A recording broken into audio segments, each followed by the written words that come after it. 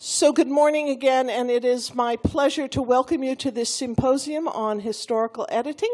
For those of you who may not have seen me or met me last night, I'm Nicole Boucher. I'm the W.S. Lewis Librarian and Executive Director of the Lewis Walpole Library. For those of you who were with us yesterday at Farmington, again, thank you for coming. It was a really lovely afternoon for the staff, and we hope you enjoyed yourselves and that you will come back and take advantage of the opportunity to do research in the collection. This symposium, organized by Stephen Clarke, came out of conversations that Stephen and I had while he was developing that marvelous exhibition, and a bit, I'm sure, a long-term interest of his own in the subject of editing, but mine as well. I got my graduate degrees at UC Berkeley, and I was acquainted with the work of Bob Hirsch and the Mark Twain Papers Project. I also had contacts with the Boswell Project here, historical editing of Native American languages at the University of Washington, and then with the Jefferson Papers at the UVA when I was the Director of Special Collections there. So it's a topic that has always interested me as someone trained in history. And so I was delighted when Stephen and I sort of decided that this was the perfect way to complement the exhibition and to bring together like-minded folks to look at this very interesting and very timely topic. We have, as I said, a tight schedule for you today, so please, when we do break for lunch, move swiftly to your tables. If you need to then go to the restroom or whatever, that's fine, but claim a spot at the table, put your tag down, and then by the time you get back, maybe your lunch will be there. Thank you very much, and I'm going to pass on to Misty Anderson.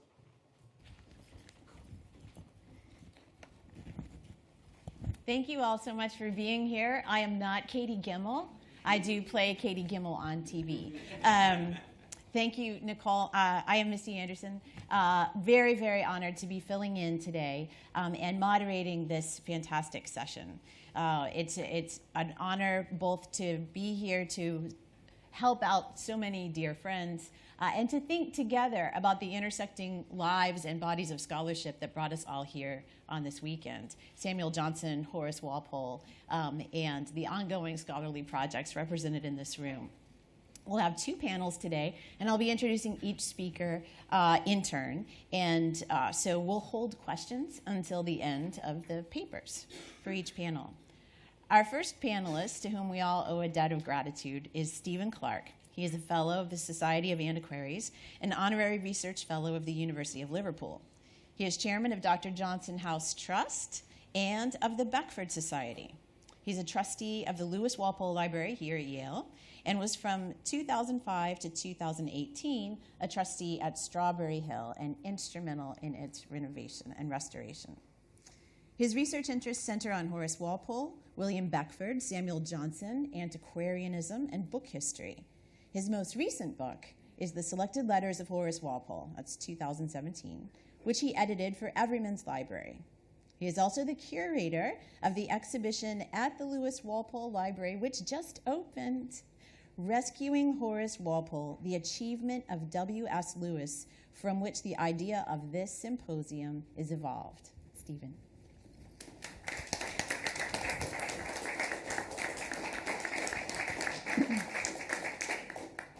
Thank you very much.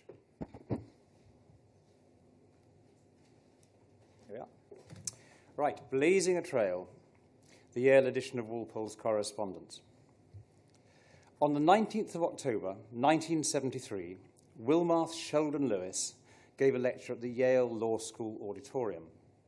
This was part of the events that celebrated the 40th anniversary of his project to publish Walpole's complete correspondence. He opened the lecture as follows. The year 1933 is memorable for three events: Hitler's accession to full power, the first inaugural of Franklin Roosevelt, and the start of the Yale edition of Horace Walpole's Correspondence. Ladies and gentlemen, which of these events is, so to say, still going strong? 10 years later, in 1983, the 5 index volumes of the Yale edition were published. Lewis had died 4 years before. but had written the introduction to the final 3 correspondence volumes, and he saw the edition, if not in print, then he saw it complete. In 50 years, from first conception to completion, he'd accomplished a monumental task. Some 3,000 original letters to and from Walpole collected, another 3,000 photostats obtained, and a supporting research library assembled. 48 large quarto volumes of correspondence published, containing some 7,000 letters, carefully edited and extensively annotated. And particularly impressive, only 60 of those 7,000 letters to or from correspondents who were unidentified, and the same extremely modest number undated. The statistics speak for themselves. Well, what I'd like to do this morning is to look at the edition to see where it was innovative, how it relates to other 20th century collected scholarly editions of 18th century texts, and impressive and well received as it was, the criticisms that were made of it. Lewis himself has left extensive accounts of his vision and his methods.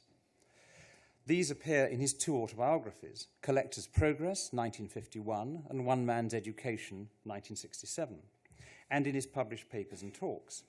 There's a good deal of repetition, but he addresses the essential issues with clarity, and the clarity of an academic outsider. In the words of Warren Hunting Smith, 1905 to 1998, who became his managing editor, now there's Lewis on the right as an old man, and there's the spare, ascetic figure of Hunting Smith on the left. Lewis was, quote, a brilliant amateur, unsullied by any graduate school or library course, untrained in research or scholarly editing. For that aspect of his project, he relied mostly on his advisors and co-editors. Well, that is a bit waspish, but it's important to remember that Lewis was an amateur and a collector before he became a scholar and an editor. Lewis spoke of the courage shown by Yale in 1933 in lending its name to the Walpole edition, when he was known to Yale simply as a collector and a Yale graduate. He had discovered Walpole in 1923, and in the following 10 years had built up an already important collection. And he'd published an edition of Walpole's verse and some ephemera, and was about to publish his first formal academic article in Metropolitan Museum Studies. In December 1932, he gave a 15-minute paper to the Modern Language Association on proposals for a new edition of Horace Walpole's Correspondence. He and his wife agreed to fund the edition if Yale would endorse it. Yale responded by appointing him in June 1933 as an honorary research assistant and providing him with a postdoc and a room, 331B. And here is the surviving door label to room 331B. That's the label to what became known as the Walpole Factory. By 1967, room 331B contained desks and tables for 6, filing cabinets, a safe, and 1,500 books. Lewis claimed that Walpoleans led dedicated lives, but they could also relax. In March 1961, Lewis's most assiduous researcher, George Lamb, 1909 to 70, hosted a buffet supper of 18th century dishes for Walpole Factory staff. And here are the menus that he drew.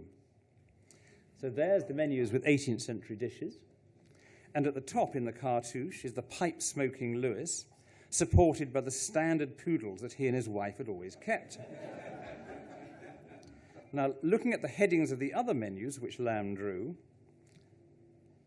there on the left is the spare form of Hunting Smith, and on the right, the rather less spare form of George Lamb. And there we have. Now, the lady on the left is a bit of a mystery, because I was convinced that this was Edwin Martz, who was the only female editor on the edition. But Fred Martz, who may be here but has certainly seen the image, says it doesn't look like his mother. The figure on the right is Lewis's first assistant, the postdoc, A. Dale Wallace. And never mind. Okay, so that is Dale Wallace. Now, Lewis identified 5 key editorial issues for his edition. Firstly, the need to publish letters to as well as from Walpole, so readers could engage with both sides of the correspondence. This may not now seem remotely radical. but the Yale Walpole was the first edition of Walpole's correspondence to publish letters to him, up to and including the most recent edition, which was Toynbee, 1903 to 25. Secondly, the need for accurate texts, and hence the necessity of tracing the originals of the letters, rather than relying on versions printed in previous editions. The Yale Walpole's editorial standards were extremely high, and errors were relatively few and far between. As Leonard Bacon wrote, when reviewing the Gray and West volume, quote, "It would be fun to castigate minor blunders, and there may be some, but bearing a misprint or two, I found no such manner in a wilderness of accuracy." There are numerous corrected and restored passages in the Yale edition that weren't printed in previous editions. That decision involved confronting occasional issues of obscenity. Lewis recorded how, quote, "In 1933, greatly daring, we restored the previous deletions and were cautiously commended for doing so. The suppressed passages were amusing stories, very well told. Restored readings also restored sense. In a 1981 review of the last Correspondence volumes, Robert Halsband recalled how when he was working on Lady Mary Wortley Montagu, he'd puzzled over a letter from Walpole reporting on Lady Mary's return to England. The letter in the Toynbee edition reads, quote, "Lady Mary is arrived. If you could meet with ever a large print very cheap, you would make your court to her by it." Now, Lady Mary wasn't a print collector, but the Yale edition's correction of print to prick made all clear. However, when the time came to edit Walpole's highly emotionally charged youthful correspondence with Lord Lincoln in volume 30, which was known informally as the Rakes volume, Lewis had serious doubts.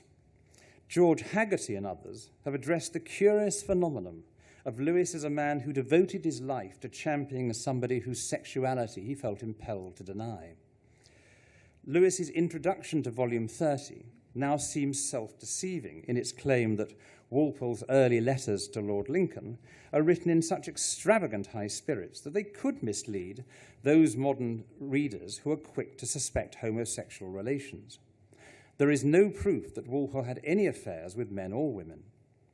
Walpole's wholly explicit and obscene poem Little Peggy, on a daughter born to Lincoln's mistress, caused much agonizing and consultation with the edition's advisory committee. The committee were divided, but Lewis eventually decided to publish, partly on the highly dubious grounds that the poem might support arguments as to Walpole's heterosexuality.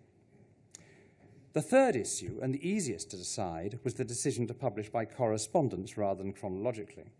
This reflects the fact that most of the major correspondences and many of the minor ones have a predominant subject, such as literature, where Thomas Gray was succeeded as correspondent after his death by William Mason, and Mason was in turn succeeded by Hannah More. The fourth issue was far more contentious. As Lewis had recorded, quote, "A much more difficult decision, and one on which the advisory committee are by no means unanimous, was what to do about normalization. The decision was to retain Walpole's punctuation and spellings of proper names, but to normalize other spellings and capitalization.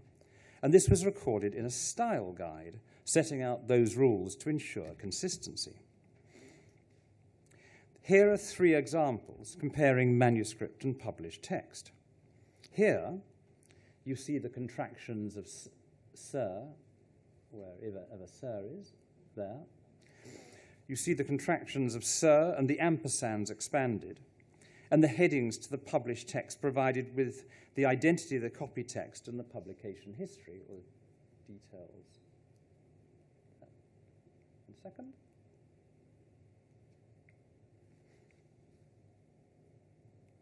There. And all the headings there. This second example shows modernization of spelling, as in ungrateful and literally losing their double L's, and the removal of capitalization, as in lover. And this third example, there are further contractions expanded and capitalizations removed, and a manuscript correction of who's for what, which isn't noted in the published text. One striking exception to this policy is a letter from the actress Kitty Clive in 1748, where the headnote specifically states that her erratic spelling and punctuation had been preserved, and very expressive they are. Normalization here would have completely defeated the object. Given Lewis's Anglophilia and concern for acceptance in English academia, he also insisted on the double L's and U's of UK English. He was insistent on familiarity with British institutions and social forms. And in the early years, he'd conduct the correspondence with English connections himself, a point he underlined with his story of the unsuccessful American researcher who wrote to the Duke of Richmond and Gordon as, quote, Messrs. Richmond and Gordon, dear sirs. He was always more concerned with a review in the TLS than in any American journal. As to normalization, he argued, not unfairly, that it was often impossible to tell whether Walpole intended an initial capital letter, while the copy text for several hundreds of published but subsequently lost letters had already been normalized in 19th century published editions. He thought, inconsistently with modern practice, that strictly accurate transcriptions of letters with original punctuation and abbreviations gave a sense of flavour, even quaintness, that actually distanced the readers from the text. It's also worth recalling that he anticipated a different readership to that of modern scholarly editions. Each volume published until the early 1960s was prefaced by a list of subscribers, known informally as a snob list, headed by George VI or Queen Elizabeth. That was quietly dropped by the 1960s when he found that the subscribers consisted less of connoisseurs and collectors and English noblemen and American millionaires than American colleges and universities. The fifth and final issue was that of annotation. Lewis was determined that his edition would provide a level of annotation that had never previously been aspired to in collections of correspondence. As the New York Times Book Review put it, the text rested on a, quote, deep cushion of notes whose double columns contain a staggering amount of information. Lewis recognized that Walpole's letters, brimming with contemporary gossip and anecdote, would be substantially enriched with a full body of notes, explaining the passing references and glimpsed personalities, and effectively converting a series of private correspondences into an encyclopedia of 18th century life. In his MLA paper back in 1932, he'd said that his proposed edition would be an encyclopedia of 18th century. Peter Sabor, in a review of the final 3 correspondence volumes in 1986, compared letters in the Yale Walpole to Walpole letters that appeared in other scholarly editions, Besterman's Voltaire, Gregg's Hume, Little and Carl's Garrick, and Slava Klima's Spence. In each case, he found that the Yale Walpole annotation was more detailed and more accurate. The keystone of this extensive structure was the 5 volumes of painstakingly constructed analytical index, with over 250,000 entries, for which generations of scholars have offered up grateful thanks. A little context here. When Lewis was planning his edition, the most recent edition of Francis Burney's Diaries and Journals was that of Austin Dobson, 1905. Now, if you had a query about Burney's court years, you might consult Dobson's index, and you might look under, say, Queen Caroline or Mrs. Schwellenberg. And this numerical assault course is what you'd find. This is an army defending in numbers. The Yale Index, very different, was principally Warren Hunting Smith's work.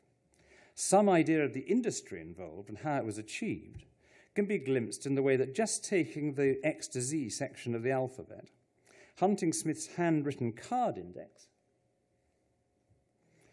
became a 129-page handwritten listing before becoming a 76 typescript for proofing, and at last the printed index with its wealth of logically ordered supplementary headings for each main entry. It's an amazing piece of work. But this is just one example of the use of system that Lewis brought to bear on the issues of editing such a substantial correspondence. The editorial process was that letters were typed in duplicate from the original wherever possible, and the carbon copy handed to the assistant editor, and he would underline items for annotation in blue and for prospective index entries in red, and he'd then put the index entries onto cards, and he'd write his proposed footnotes on yellow paper, Lewis would then go through the sheaves of yellow paper notes to approve the annotation. Footnotes, he was insistent, could potentially, they're works of art. They should be really concise and they should be elegant. And he wanted to make sure that they remain clear and concise. When the notes were approved, they were reunited with the original typescript of the letter, and the index typed separately from the cards. So when the relevant volumes were finished, they were sent off to the printer for the production of galley proofs, for careful proofing internally and externally by members of the advisory committee. As for the boundless reference material that supported the annotation, the essential issue in a pre-computer age was information retention and recovery. The result was that there were over 100 different cross-referenced index card files at Farmington, over 100 different separate index cards. And that, systems, and that included over 1 million cards. And they covered everything from Walpole's correspondence, as here, and in more detail here, that's an entry for individual. Indexes of tradesmen and auction sales and foreign diplomats, to books that Walpole had owned or annotated or even referred to, and a myriad of others. There was a diurnal consisting of 12 substantial metal-bound lever arch files, listing Walpole's recorded activities for each day of his adult life, where he was, whom he met, what letters he wrote. And here are the entries for 4 days in December 1765, when he was in Paris. There were files listing the publication history of the letters, schedules listing old style and new style dates, and forms of address for British titles and courtesy titles. These organizational skills were recognized in the Second World War, when Lewis worked in Washington for 2 years, from 1941, as chief of the newly created Central Information Division of what became the Office of Strategic Services. That's his identity badge. And what he was doing was adapting to government use the systems he'd devised for his collecting and his editing. The Yale Edition was completed in 50 years from inception, 1933 to 1983. As an indication of how impressive that is, this chart compares it to the other great editions of 18th-century English texts published from the mid to late 20th century, and to the programs for publishing the papers of the Founding Fathers from the 1950s and 1960s. I mean, this is a completely simplistic way of looking at editorial achievement, but it does show something of a pattern. A volume published every other year is perhaps normal across these editions. Second World War slowing things down, and a number of these projects are still ongoing after 50 or 60 years. The two editions that I'd suggest stand out are the Yale Walpole and the Hamilton papers, both publishing on average a volume a year, and both completed. Sorry, Hamilton's a bit low, but he's down the bottom. One key to successful publication is, of course, ready funding, which Lewis and his wife provided. But crucially, what Walpole and Hamilton have in common is a single controlling editor, Lewis for Walpole, and for the Hamilton papers, Walter C. Sowrat of Columbia. But the single and wholly committed general editor, driving through his or her edition from inception to triumphant completion, has other issues. Such editions may lack balance or detachment, or, perhaps as with a Florida Stern, bear the firm imprint of the general editor's own vision of his author. Lewis's collector's devotion to Walpole was never completely extinguished by the detached responsibilities of the editor. His introductions to the various series of correspondences seem effortlessly elegant, though they were the result of much redrafting and polishing, but they do bear a sense of identification with their subject. In later life, Lewis acknowledged that for 30 years and more, he felt that anyone who criticized Walpole was criticizing him. He was as concerned with presentation and reception as he was with editorial policy. He secured the services as designer of Carl Rollins, 1880 to 1960, who was the Yale University printer, very eminent, seen here over dinner with Lewis. Rollins gave him a clean, uncluttered, well-margined and flexible page that hasn't dated. And that was only achieved after much agonizing. I recently discovered that the bill for Yale University Press for corrections to the first 2 volumes published in 1937 was a staggering $10,000.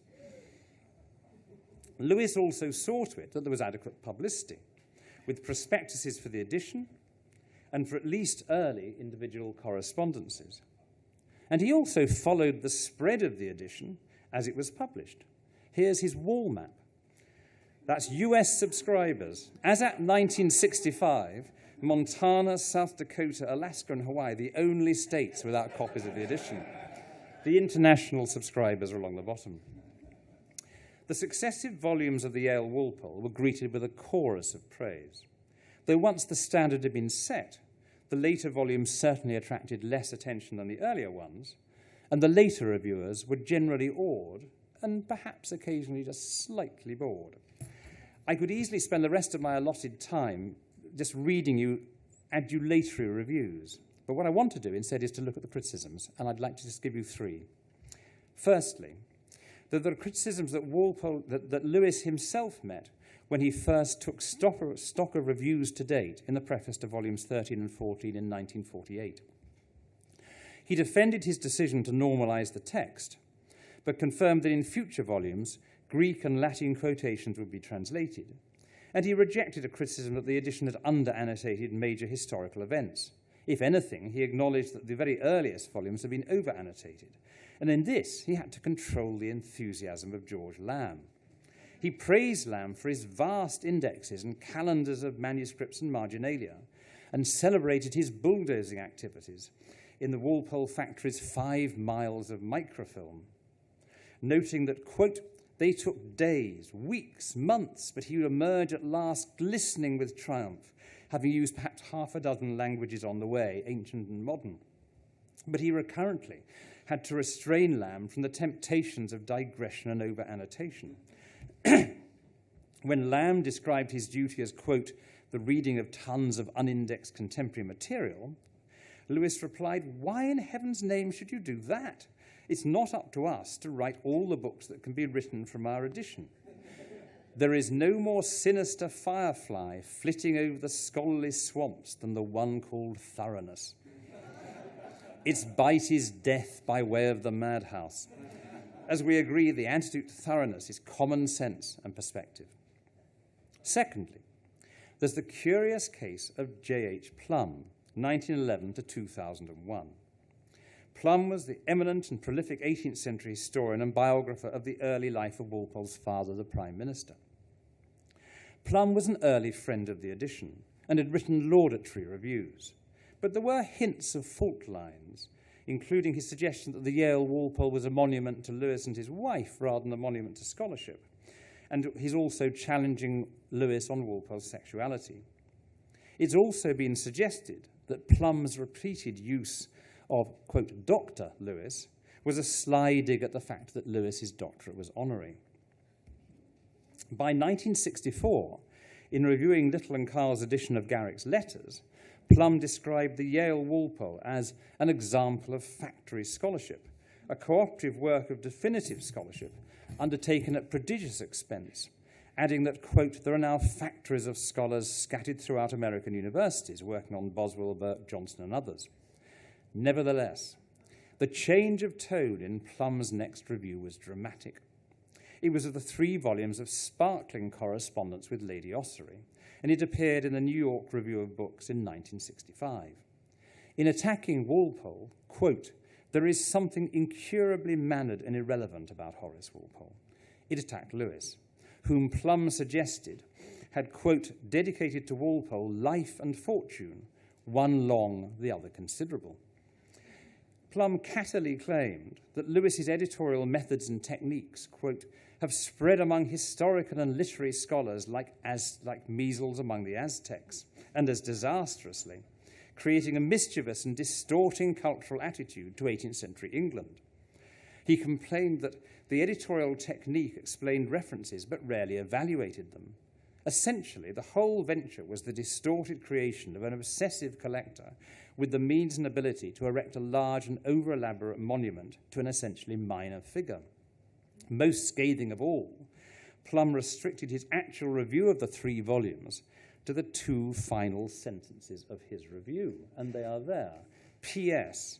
The correspondence with the Countess of Upper Ossory is right up to standard. All I's dotted, all T's crossed. Too heavy to read, the volumes look beautiful on the shelves and are quite wonderful to reference. How spectacularly patronizing is that? As for Lewis, he was as bemused as offended, and sensibly urged one of his editors to maintain a dignified silence, adding that, quote, "Since Plum has always been so full of praise up to now, the shift is bewildering. But he is a strange little man." I must tell you, actually, that Peter Sabor and I went to the auction sale after Plum's death in Cambridge, and I have never seen such an extensive line of size UK 5, which I think is American about 8, shoes in my life. But anyway. Finally, there's an article on Horace Walpole and W.S. Lewis, which was submitted in 1966 to the Journal of British Studies by James William Johnson of the University of Rochester. What Johnson didn't know was that the managing editor of that journal was George Cooper of Trinity College, Hertford, who was a great friend of Lewis. After a certain amount of ethical agonizing, not much, I think, Cooper passed the article to Lewis for, quote, perusal and possibly for some correction of a substantive nature. 6 weeks later, Cooper reported that Johnson had withdrawn his article.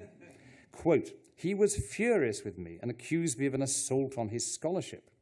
I did not, of course, reveal that I'd shown the manuscript to you." A year later, Cooper told Lewis that the author had amended his manuscript and it was to be published, earning Lewis his thanks for having done what he could to, quote, save us from embarrassment. As published, the article makes the customary acknowledgements of the high scholarly standards of the edition and the wealth of information it provided. And it has none of Plum's petulance. But it notes how the assumption of the early volumes of the edition, that Walpole was the unofficial historian of his time, quote, a conscious informal historiographer whose permanent worth lies in his recording of events, had changed. It claimed that the emphasis had shifted, so that rather than Walpole's letters providing an encyclopedic view of the 18th century, it was the editors who, through the body of annotation, the research potential of a comprehensive index, had realized that goal. Johnson saw that as the inevitable effect of Walpole's own limitations, as the author of a series of charming, engaging, but limited and disjointed letters, the product of a lesser intellect, a minor artist exercising a minor art form. His conclusion that, quote, what Walpole lacked, Lewis has supplied: accuracy, perspective, proportion, and scope. Walpole did not create the most informative record of his times. Lewis' edition of the Correspondence is in the process of doing so. Lewis's reaction to Johnson's published article is unrecorded, but Johnson's point did go to the heart of Walpole's status. For in conclusion, the Yale Edition has ensured that in the broad field of 18th century studies, Walpole is regularly quoted and referenced with the weight of scholarly authority, supported by that vast army of footnotes, infinitely more often than before Lewis started his life's work.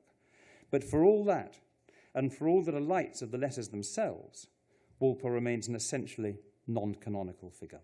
Thank you.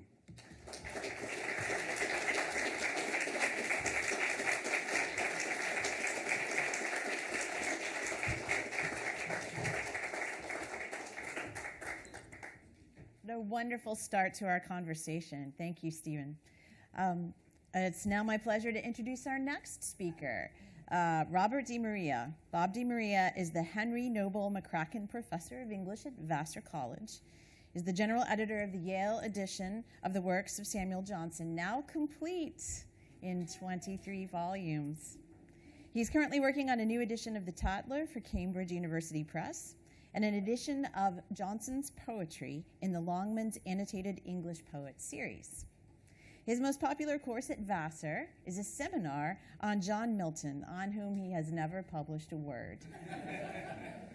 And now, Truth in Advertising, the title of his paper, is the Yale edition of the works of Samuel Johnson in 23 volumes.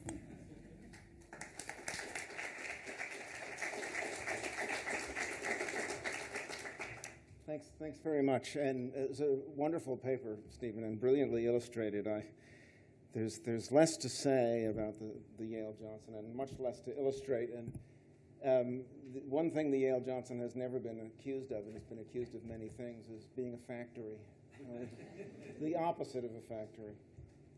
I do have an epigraph, which I think maybe most of the people here would bosoms return an echo to. Every long work is lengthened by 1,000 causes that can and 10,000 that cannot be recounted. Perhaps no extensive and multifarious performance was ever effected within the term originally fixed in the undertaker's mind. He that runs against time has an antagonist not subject to casualties. Most of you recognize that and probably know it by heart if you're an editor. The 23rd and last volume of the Yale edition of the works of Samuel Johnson was officially published on January 8th, 2019. The indefatigable editor of the Johnson Society of Litchfield's journal, Transactions, found this out when she fact-checked the little piece that she solicited from me about it. The date on the last volume, however, is 2018, so that's what I'm going with, and 2018 makes it an even 6 decades between the publication of the first volume and the last. 6 decades is not just a number. The length of time that it took to complete the Yale edition and the changes in personnel that took place over those 6 decades are a big part of the story of how the edition came to be what it now is, and unless some hardy soul undertakes to revise it, what it will always be, at least in its printed form. The history of the edition goes back even a little further than 6 decades. Its written record begins on 10 December 1951, when Alan Hazen, a professor at Columbia University, formally proposed the project in a letter to a number of interested parties.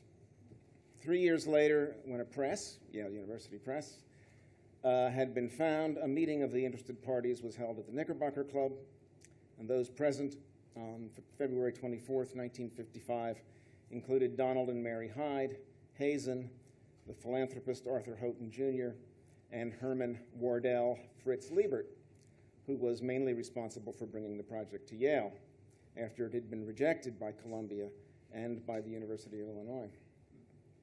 Not long afterward, the first editorial committee of the edition was officially appointed by President of Yale University, Alfred Whitney Griswold. The history of the edition is rooted in the post-World War II period in America. It was born in a particular cultural moment and in a particular cultural milieu that flourished on the East Coast in America. The center of this milieu was New York City, but it extended as far east as New Haven and as far south as Princeton. Of course, Harvard was also involved, but largely through one individual. There was also some British involvement, but I'd say it was relatively weak and perhaps largely a reflection of the Americans' Anglophilia. There were 4 British scholars on the original editorial committee, but all were retired or near retirement when they were appointed, and there's no evidence that any of them ever attended a meeting. Only 2 British scholars ever edited any part of the edition, L.F. Pohl and Mary Lascelles. The intellectual milieu of the edition, however, was not determinative because, for one thing, American academic culture was not uniform in the 1950s or any other time. And for another thing, the makeup of the original editorial committee and the predilections of the non-academic founders of the edition put it on a footing that was in some ways in conflict with prevailing intellectual trends. In addition, there was a mixture of academic views among the editors involved. No one person or one group or culture determined the idea of the edition, very different from the Walpole papers. It was rather the result of a mix of personalities and cultural assumptions, and happenstance also played its part. Moreover, during the period of 60 years that it took to complete the edition, the culture, both academic and public, changed in America as it did everywhere else, and the composition of the editorial committee also changed. The founders gradually died off and were replaced by editors of a younger generation, and in this younger generation, the non-academic or anti-academic influence was weaker. The professional and academic inclinations were stronger. In the beginning, the edition did not follow the guidelines of the MLA or any other academy. I don't know if there were MLA guidelines for editions in those days. I'm not sure. The edition's underlying assumptions were hammered out by a few of its most influential founders and then not always followed. The edition was not, like Johnson's dictionary, the work of individuals acting on their own, but it was, like the dictionary, somewhat idiosyncratic, especially at first. To understand the initial plan, Alan Hazen's proposal for the edition in 1951 is a good place to start. I'll just excerpts. The edition is planned in 12 volumes. The letters and debates probably to be omitted. The apparatus to be minimal. The text printed is to be sound as the first requisite, with enough apparatus to enable users to follow the textual problems. Non-technical bibliographical notes should identify clearly the textual problems involved. Explanatory annotation is to be helpful and adequate, but never discursive or all-inclusive. The edition ought to be ready to print within 2 years. So, ready to print in 2 years sounds pretty ironic when one considers that none of the people to whom this letter was sent lived to see the edition completed. But what's most interesting in terms of understanding the conception of the edition is the emphasis on a sound text. Sound is rather a vague word. I'll try to flesh it out a little. The proposals envision attention to textual problems, but plays down the importance of explanatory notes and introductions. Only by severely limiting the apparatus could the editors expect to get all of Johnson's works into 12 volumes, only one more than the number used by John Hawkins, the first editor of Johnson's complete works, which had virtually no notes or introductions, apart from the first volume, which includes Hawkins' Life of Johnson. The emphasis on the text in the original plan is less surprising when one considers that Hazen, a Yale BA, 1927, and Yale PhD, 1935, was a Yale Library cataloger from 1942 to 1945, as well as an English teacher. And he was later the director of the library at the University of Chicago from 47 to 48. When Hazen arrived at Columbia in 1948, it was as professor of English in the School of Library Service. He was a bibliographer in both the broad and narrow senses of that word. His correspondents and friends included other bibliographers, people such as Graham Pollard, Dodd Hunter, and David Fleeman.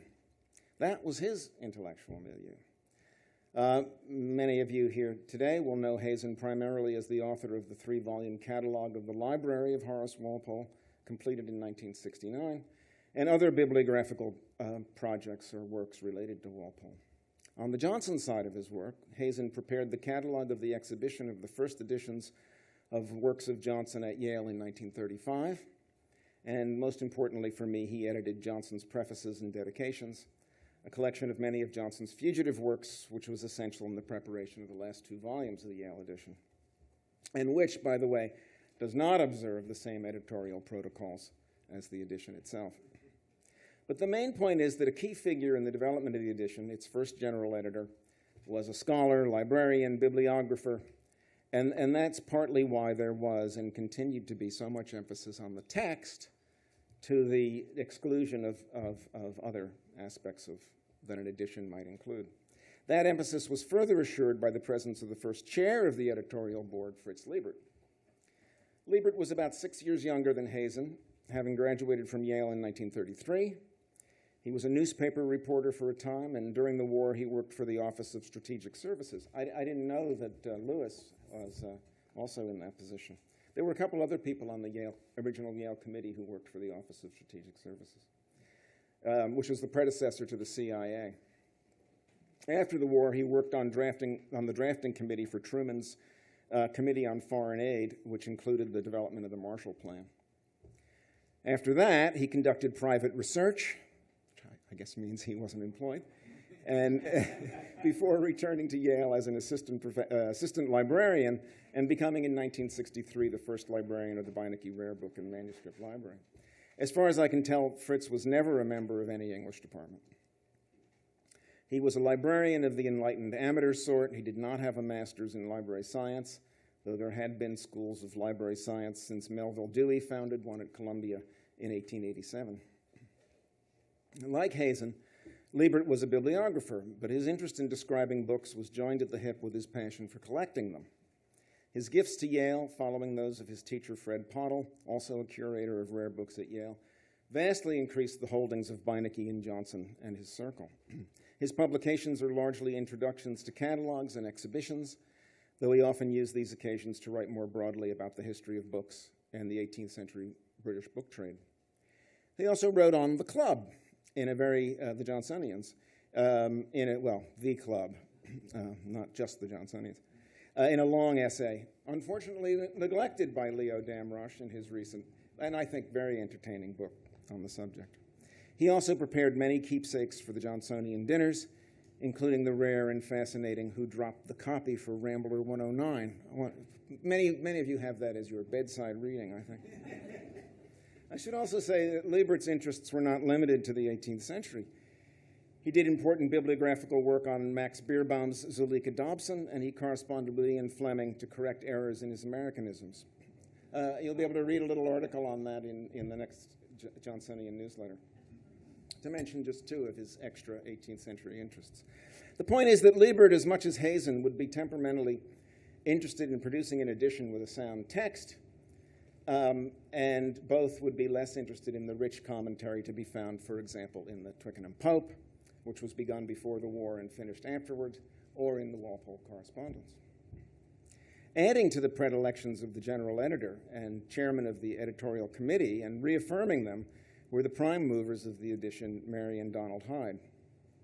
Although she had a PhD from Columbia and would write works of scholarship, Mary and Donald were book collectors first and foremost.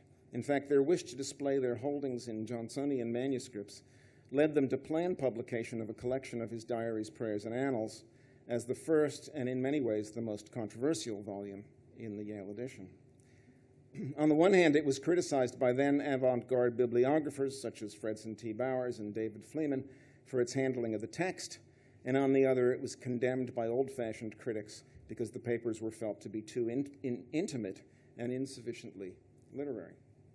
Mary Hyde's beloved Robert Chapman, whom she conveyed on shipboard to her collection — she liked to ship over British academics — was flat against publication of Volume 1 in the Yale edition, and wrote several letters to Mary urging her not to publish these materials. Though born under Queen Victoria in 1881, Chapman was not Victorian enough to bowdlerize the letters of literary figures, as the relatives of Austen and Burney had done earlier in the century, but he had ideas of privacy and propriety that were old-fashioned in 1955.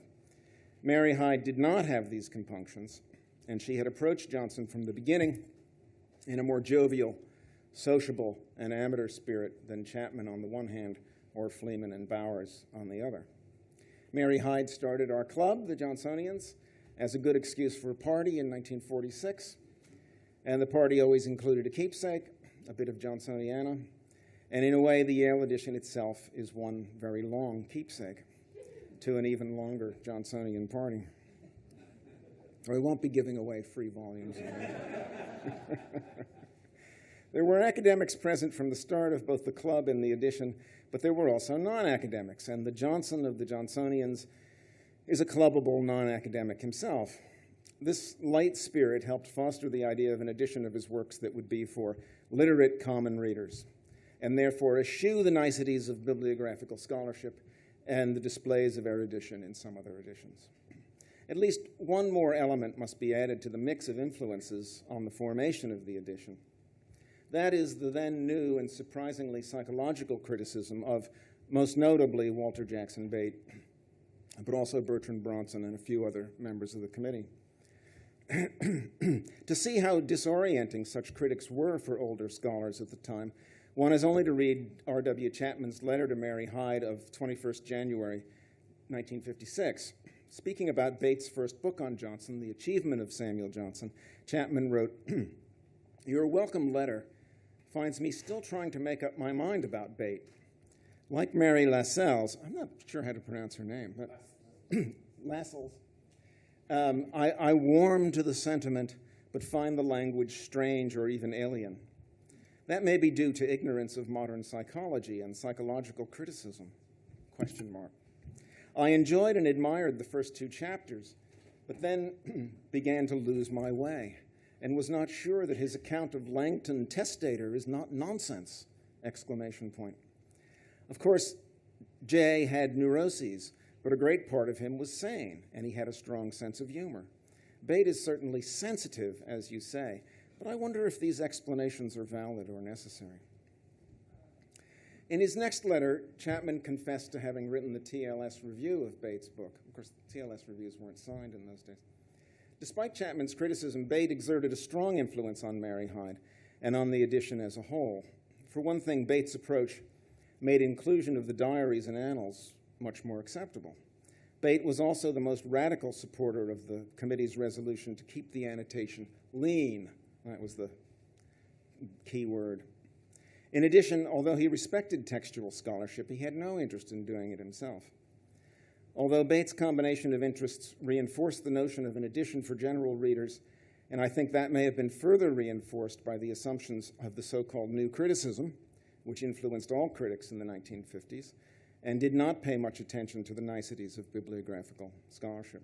Readers of Don Mackenzie's Panizzi lectures, so crucial to contemporary textual scholarship, will remember that they begin by pointing out the absence of textual scholarship in a founding document of the New Criticism, the intentional fallacy, co-authored by William Wimsatt, who himself became a member of the Yale editorial committee before 1968. Out of a matrix of quite various academic and non-academic people and ideas, then, the edition was born. It was perhaps doomed because of such eclectic sources to be something of a hybrid itself. Nevertheless, the first editorial committee echoed Hazen's proposal to establish a reliable text without much academic elaboration. In their style sheet, I was quite interested to see the Walpole style sheet, it's quite similar. The committee said the purpose of the edition was to present a sound text, a sound and readable text of Johnson for use by graduate students, literary critics, literary scholars, and informed literate readers. They foresaw a middle course for the edition, neither a textbook for use in secondary schools nor an exercise in ingenuity of bibliographical annotation. The Johnsonian newsletter, edited then by James Clifford and John Middendorf, echoed Hazen's words in announcing the start of the edition. Now, at last, we are to have a new set of volumes produced in the best tradition of modern textual scholarship. Of course, neither Middendorf nor Clifford lived to see the end of the edition. The emphasis was clearly on the text, but it was so in a way that was not quite up to date and had more to do with informed literate readers than with cutting-edge scholarship, either of the bibliographical or of the more psychological sort. If we try to understand the phrase modern textual scholarship, contemporary critics might say interrogate it, we have to look to important bibliographical developments of the time. The post-war period saw the publication of the landmark essay in bibliography, The Rationale of Copy Text, written collaboratively by W.W. Gregg and Fredson T. Bowers. The basic theory is that one begins, well, many of you know this, sorry. The basic theory is that one begins with the earliest form of the text and adjusts that text in light of authoritative revisions made in later editions while carefully recording all variants. This gets the reader close to the first moment of creation, provides in the textual apparatus a history of the process of composition, and presents the text according to the final wishes of the author. This is an oversimplification, but it was often an oversimplification of Gregg Bowers that was followed by 20th century editors. Did the Yale edition follow the principles of the Gregg Bowers school, presumably the best tradition of modern textual scholarship? In principle, the answer is a qualified yes. Hazen genuflected in the direction of Bowers in the style guide when he said, the copy text will, for most pieces, be the first edition, into which authorial revisions and editorial emendation are to be inserted with textual notes. But this is not, in fact, what the Yale editors did, as Bowers himself noticed in his reviews of the early volumes of the edition.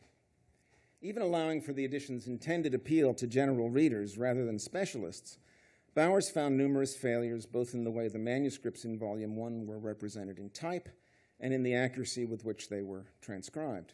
He concluded that, quote, the editor's transcriptions and their notes on the formation of the completed text are insufficiently trustworthy for scholarly use, and we have no definitive editions of the texts that appear here. Volume 2, The Idler and the Adventurer fared no better at Bowers' hands, though here there was a split in the editorial practice within the volume.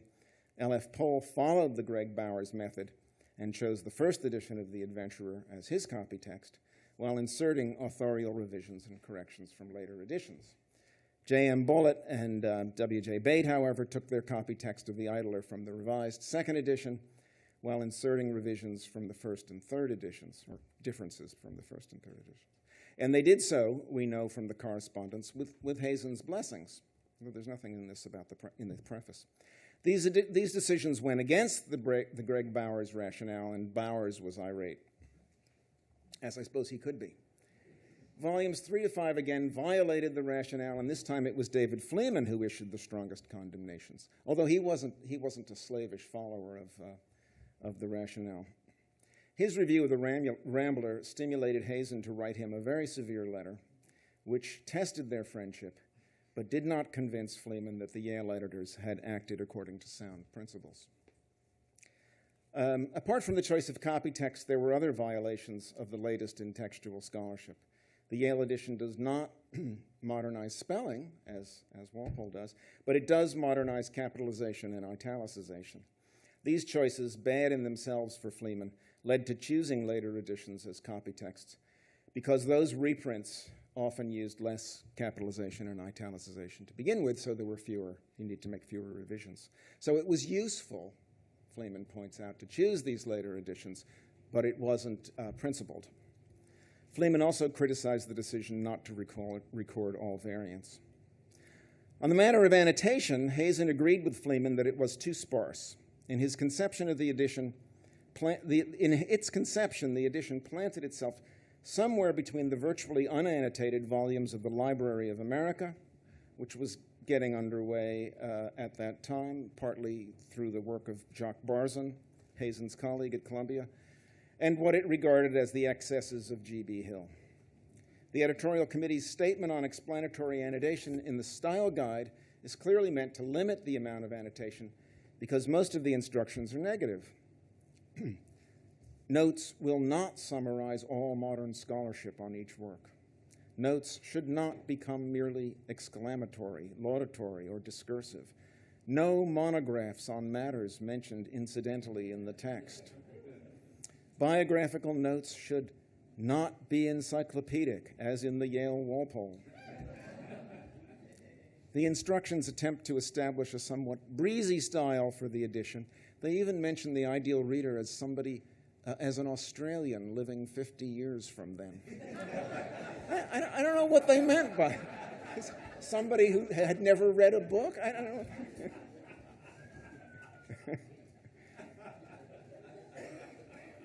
So they wanted to steer away from the turgidity of scholarship like that in the Yale Walpole and the Victorian clutter in G.B. Hill's Lives.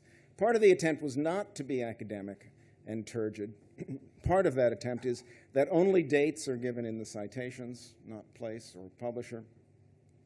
And this now seems odd. But even odder is the practice, which I often cursed, of running the footnote numbers only up to 9 and then starting over again. So you can't use your computer's automatic footnote numbering. This was supposed to make the text look less imposing and scholarly, I guess. But if that was the goal, wouldn't it have been better, as in fact Bowers suggested, to have eliminated the call-outs altogether, which you could do. In sum, the edition was meant to lean towards transparency in a way that reminds me of the proposed inscription for the main entrance to the Sterling Memorial Library that Liebert brought up when he lectured on the history of books at the University of Toledo in 1978.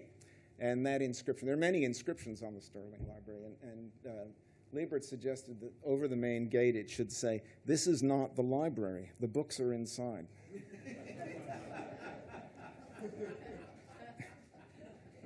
Of course, such an inscription would not have made the Sterling architecture disappear, and the choices made by the originators of the Yale edition did not make their volumes invisible windows on Johnson's writing. Editors and their choices are always visible. Nevertheless, it was in hopes of achieving something like a 0 degree of bibliography that the edition started, but it's not where it ended. As the original members of the editorial committee became inactive or died, new members were chosen who were generally more academic, more entrenched in English departments, more up-to-date in bibliographical theory, and less inclined to follow the guidelines for an edition that aimed mainly at general literate readers. These scholars were themselves not all alike, but they clashed in most cases with Bate over the desirability of spare annotation, and they generally had more up-to-date theories of the text than Hazen, who was willing to execute. Hazen was really a good bibliographer and knew all about textual studies, but he made the choices he did for the Yale edition for various reasons. There isn't time to go into the details now of how the edition changed, but a look at the rich commentary in, say, Gwyn Kolb's Rasselas, which came out in 1990, or even earlier Don Green's Politics of Samuel Johnson, shows how far the edition got from its original plan in the later volumes. It's also telling that David Fleeman actually became a member of the editorial board just before Gwyn Kolb's volume came out. So even Fleeman could approve the textual scholarship in Yale's later editions. Taken all together, the 23-volume Yale edition is in many respects a hybrid. Each volume is somewhat different from the others. There may be something like a uniform editorial theory, but over time it was executed with great latitude and variety. Nevertheless, as a whole, it's a textually reliable edition, Pache, Bowers, and it is also a kind of variable monument bearing the marks of the numerous minds that conceived and executed it over the course of 60 years. Thanks.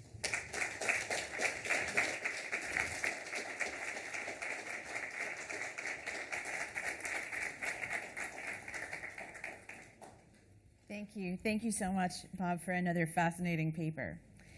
Our third speaker for this morning, for our first panel, is Peter Sabor, our dear friend, who is the Canada Research Chair and Professor of English at McGill University, where he is also director of the Burney Centre. This year, he was visiting fellow at Trinity College, Cambridge.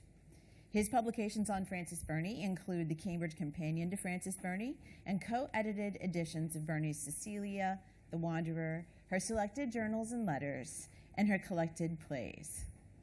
I owe him an additional debt of gratitude for being a formative voice in my junior colleague Hilary Haven's new book, Revising the 18th-Century Novel, which was just out this week. And yes, that is a shameless, inadvertent mention of a monograph.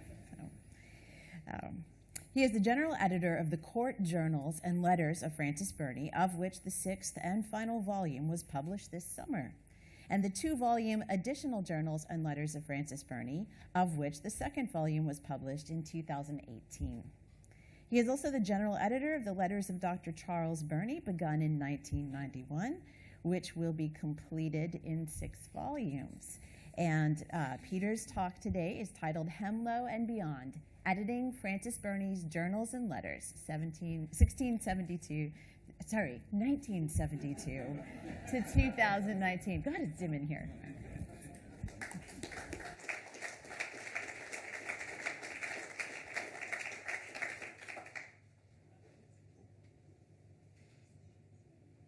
Okay, so the first part of my paper is going to be on Joyce Hemlow, who you can see here, and I should say there are at least 2 people in this room I know who studied with Joyce Hemlow, Tara Wallace and Elaine Bander, who can tell you personal stories about her, which alas I can't, because sadly I never met Joyce, but I've been a long time admirer of her work. Thank you. 35 years ago, in 1984, Joyce Hemlow left McGill University for her native Nova Scotia, where she would live until the age of 95. She had joined McGill's Department of English in 1948 after completing a doctorate at Radcliffe College with a dissertation supervised by George Sherburn entitled Fanny Burney and the Courtesy Books. At McGill, she had risen through the ranks until in 1965 she was named as the first and to date the only female Greenshields Professor of English Literature. In 1958, there we are. In 1958, her first book, The History of Fanny Burney, published by the Clarendon Press, won the James Tate Prize for Biography in the UK and the Governor-General's Award for Academic Nonfiction in Canada. It has not yet been superseded. Well before completing the biography, Hemlow undertook to publish a new edition of Burney's Journals and Letters that would begin in medias res with the last 50 years of the novelist's life, from 1791, when Burney's 5 wretched years of service at court came to an end, to her death in 1840. Hemlow left to others the task of editing Burney's earlier journals and letters from 1768 to 1791. After a gestation of some 20 years, Hemlow was a very thorough planner.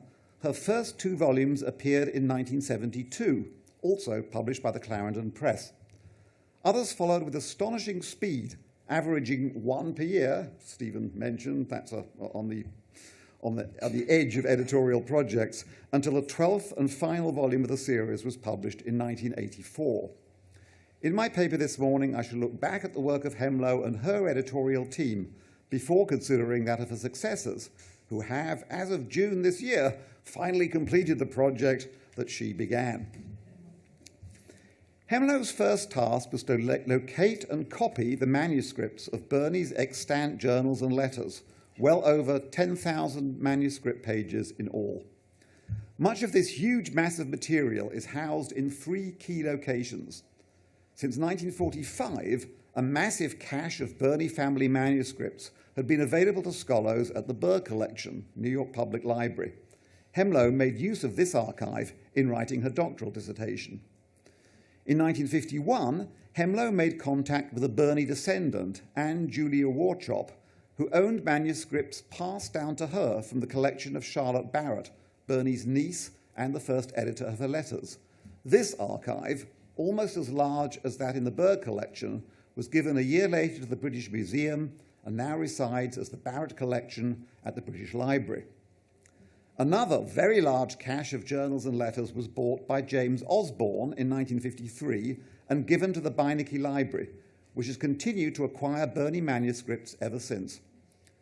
In addition, in those dark pre-email and internet days, Hemlow sent queries to some 3,000 libraries and institutions around the world. Over 150 repositories have Burney manuscripts. Most, though by no means all, of these locations were identified through Hemlow's inquiries. Yet more letters were in the hands of private owners, including some Burney family members.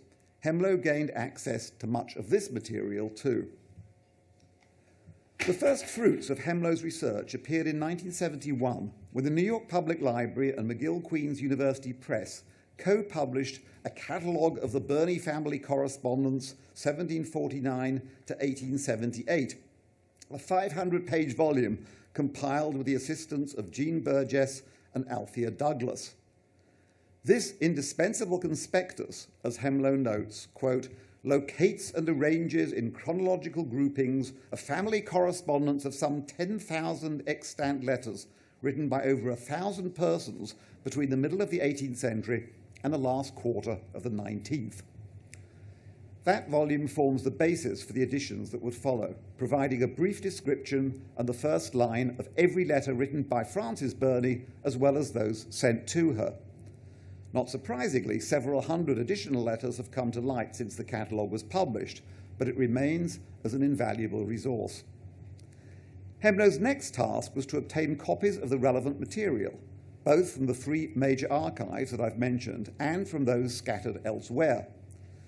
These copies, stored at McGill's Burney Centre, take the form of hundreds of ancient microform reels and cabinets full of fading Xeroxes. We are gradually replacing this material with high-quality scans.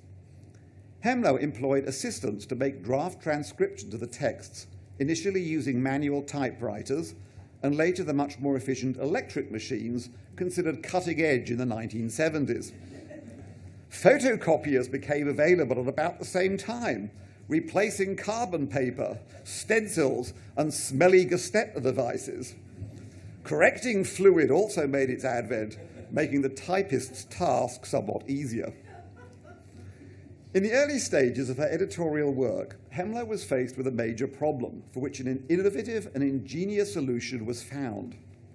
The manuscripts of many of Burney's journal letters had been defaced, first by the aged author herself, and then by Charlotte Barrett in preparing her edition, Diary and Letters of Madame d'Arblay, published shortly after Burney's death in 7 volumes from 1842 to 1846. Rather than simply penciling through material that they did not wish the printer to reproduce, Burney and Barrett did a much more thorough job, pasting paper firmly over the passages that were to be eliminated. In some instances, these paste-overs were blank. In others, they contained text taken from a different letter or from a different part of the same letter. The versos of the paste-overs often contained hidden material too, since Burney and Barrett would thriftily recycle discarded manuscripts for pasting purposes. Hemlo's associate, Althea Douglas, who began working for her in 1959, together with librarians at the Burr Collection and at the British Library, devised a system which they termed the float-off operation, by which the paste-overs could be removed. Manuscript leaves were immersed in tepid water until the paste-overs floated away from the paper they were covering. I'd love to have seen this, and it actually worked. The concealed material could thus be read for the first time, while any text on either the recto or verso of the paste-over was microfilmed and could eventually be matched with microfilm of the manuscript from which it had been taken. The float-off operation, which could be undertaken safely because of the quality of the rag paper and ox gall ink used by Burney, was a laborious but essential stage in the editorial process. So too was the deciphering of words and passages obliterated by Burney in her old age. Her technique was to form a series of swirls in heavy black ink over the text that she wished to conceal. Fortunately, this generally left the tops of ascenders and the feet of descenders visible, and Hemlo, using a powerful magnifying glass fitted with a light bulb, was able to recover a good deal, although by no means all, of the obliterated material. The newly emerging passages were typically concerned with subjects that Burney considered unfit for preservation: financial matters, clothing, household concerns, waspish remarks about individuals, etc. But anything truly scandalous or subversive was typically scissored out of the letters and destroyed, much simplifying, of course, the task of 20th and 21st century editors. I have to say, we always rejoiced we got to a page with a scissored out section, because don't have to worry about that. Yes. Keep at it with those scissors. After completing the transcription of this problematic text and writing an extensive commentary, Hemlo could at last proceed with publication of her edition, which he thought would run to 10 volumes. They eventually swelled to 12. So in fact, her guesstimate was a lot closer, obviously, than that of the Yale Johnson. She dated her preface October 1969, although the first 2 volumes appeared only 3 years later. She edited the first 6 volumes herself, either on her own or with a series of co-editors: Althea Douglas, whom I've already mentioned, Patricia Boutillier, George Faller, and Gilles Bordet de Charbonnière. For the next 4 volumes, Hemlo's role was primarily that of general editor. Volume editors were Edward and Lillian Bloom, Peter Hughes, and Warren Derry. The last 2 volumes, 11 and 12, were edited by Hemlo herself. She would surely have been satisfied by the numerous reviews of the edition, which were overwhelmingly positive. Claire Harmon termed it, quote, one of the most extensive and important editorial projects of recent years, and as John Baird remarked, it is Joyce Hemlo's passion and enthusiasm which has animated and sustained the whole venture. So happily, Joyce Hemlo did not have a J.H. Plum, and no J.H. Plum has yet emerged for her successors, but perhaps I shouldn't tempt fortune. The title of the edition, The Journals and Letters of Fanny Burney, Madame D'Arblay, has not worn well. Calling Frances Burney by her nickname now looks somewhat condescending, and Burney is problematic too, since she ceased to use her maiden name after her marriage to the French émigré Alexandre D'Arblay in July 1793. The Journals and Letters of Frances D'Arblay would, I believe, have been a better choice for the post-1791 series. There were other oddities too. Oxford University Press mysteriously changed the colour of the dust jacket from green to brown after publication of the first 2 volumes, ruining the appearance of the set on collectors' shelves, as at least one collector here has complained to me, a gentleman sitting in the front row. The commentary is wonderfully rich, but marred by the inclusion of a recurring phrase, see textual notes. Readers will search the edition in vain for this material. Hemlow and her team prepared textual notes for each volume, still extant at the Burney Centre, but they were omitted from the published work. And somewhat remarkably, no reviewer has ever picked up on that. The indexes, like the commentary, are superbly exhaustive, but flawed, in my view, by a decision to organize not by strict alphabetization, but by family groupings, with men always preceding their spouses, and younger siblings following their elders. The entry for Burney's close friend, Frederica Locke, thus follows, rather than preceding, that for her husband, William Locke, while their eldest son, William Jr., precedes his younger brothers, Charles, George, and Frederick, all of whom you might expect to precede him. I cannot envisage a reader who would prefer this system to the conventional one. Readers of the edition, however, will surely relish the fold-out plates provided in several of the volumes, a luxury almost unheard of today. Volume 1 contains 2 such plates. One, a genealogical table displaying 5 generations of the Burney family from the late 17th to the early 20th century, and the other, showing a page of manuscript defaced both by Charlotte Barrett and Burney herself, and thus illustrating the challenge faced by Hemlow and her associates. Fold-out plates in other volumes include a genealogical table showing the D'Arblay family over several centuries, and a plan drawn by D'Arblay himself of the opposing forces assembled at the Battle of Waterloo, although the 61-year-old soldier, a member of the king's bodyguard, was then in retreat with Louis XVIII, far from the field of battle. Another welcome bonus in Hemlow's edition are appendices that supplement her biography in various ways. Volume 2, for instance, contains a transcription of the themes that Burney and her husband-to-be, then living at Juniper Hall, exchanged in her bad French and his even worse English as part of their courtship.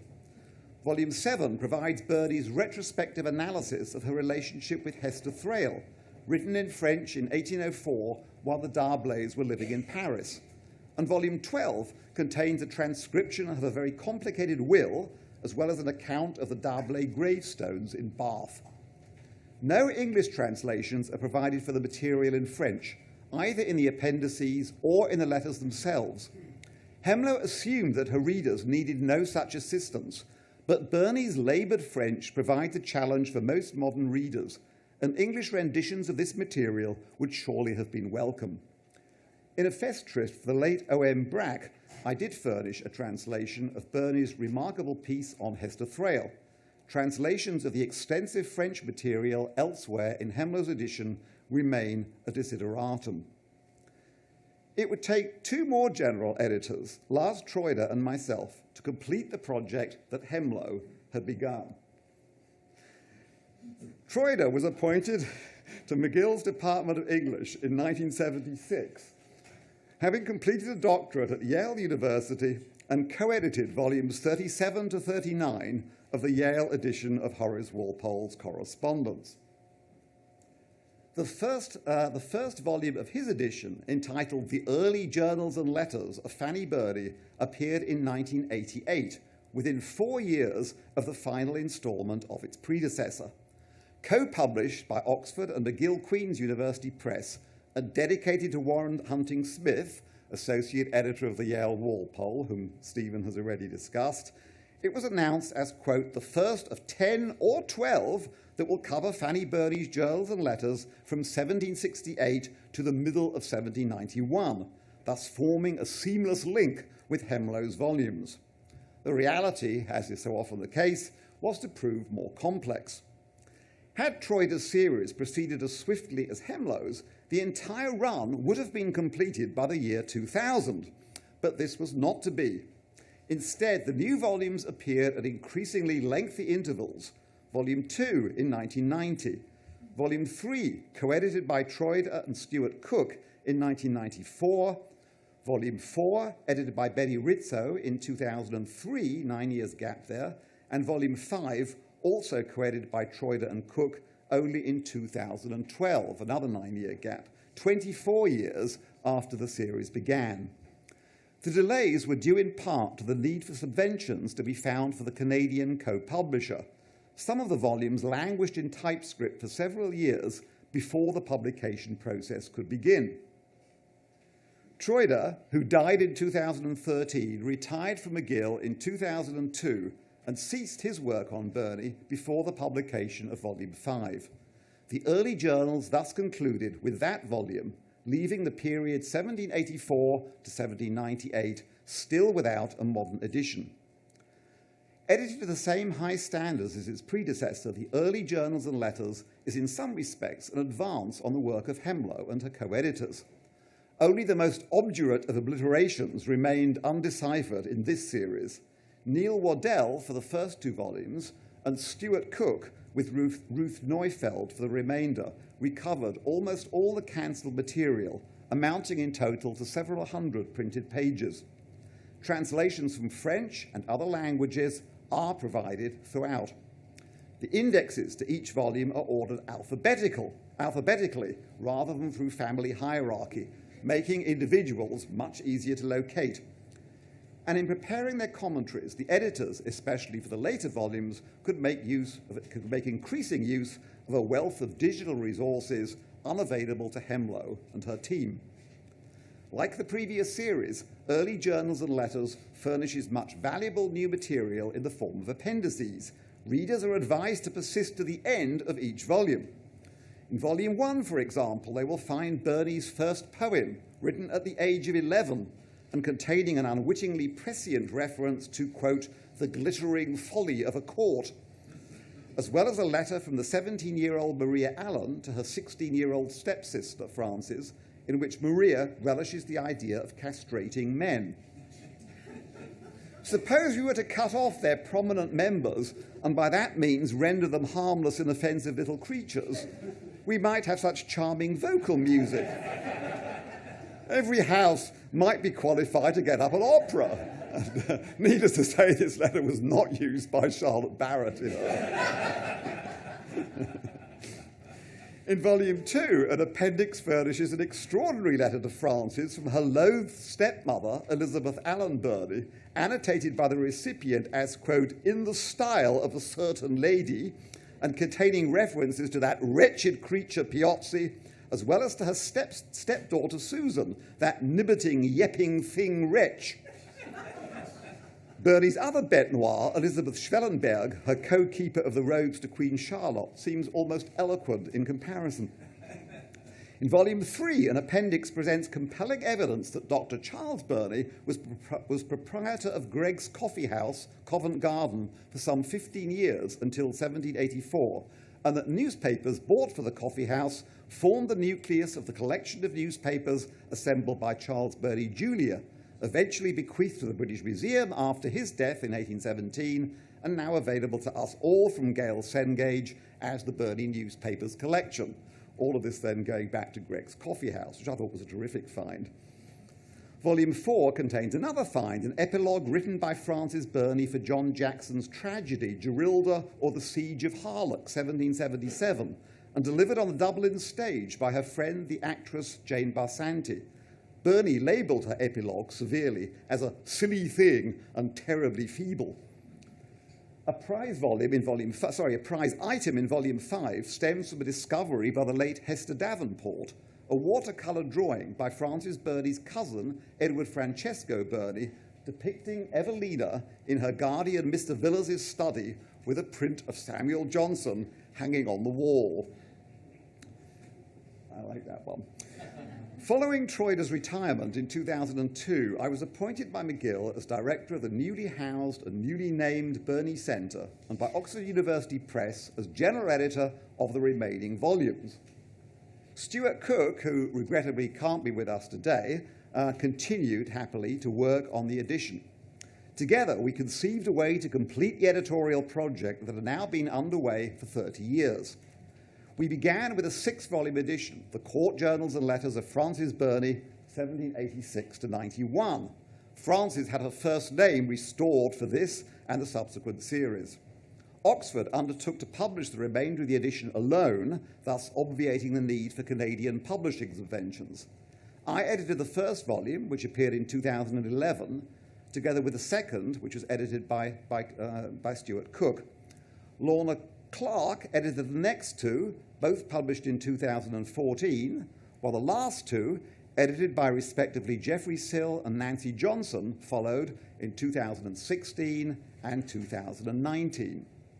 All the volume editors benefited from the expertise of Laura Kopp and Hilary Havens, who gets a second plug today, who together were able to uncover almost all the obliterations. In this respect, the new series continued to advance on its predecessors. And here's a brief example of transcribed obliterations.